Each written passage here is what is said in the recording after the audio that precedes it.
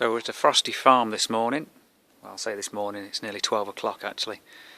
So I thought I'd just do a short video on explaining how I work, because somebody asked me, can't remember who it was asked me. I have a small tank in the back and barrels. I do that for a specific reason. First of all, by having a 125 litre tank, if I need to use the van for anything else, I can take the barrels out and I've got plenty of room. I don't use water on demand, I circulate the water. So if I just fire up, oops, there you go, there's the L5 heater. If I just fire up the L5 heater, there you go, and it's off. Basically, it's sucking it through this pipe from the tank, through the pump, through the heater, through the red pipe and back into the tank. I find that useful because I can get a consistent temperature. But then what I do, as I run down the hot water, I then put the I'll show you here, put the hose, which is nice and floppy because it's all warm. Oops, there we go. Into a tub, and then it'll suck it up and transfer it into the tank. The other benefit of this is that I can keep tubs of water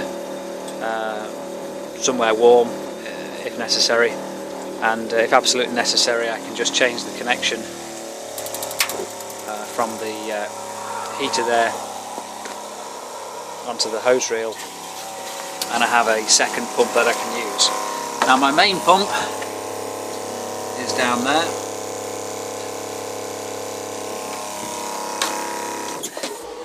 Now you don't need to use a proper pump like that. You can, if you wanted to, you could just use a very cheap £10 submersible whale pump. I happen to have a spare one, so that's what I use. I've upgraded this now. Bought a new Camper Geyser heater, which will sit on the floor, but I've not yet set that up.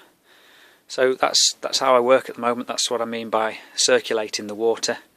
So we get a tank of water, and sometimes, like I did last night, I put the heater on for say 20 minutes. It warms the tank of water up, and that stops things freezing. I have also got a tube heater.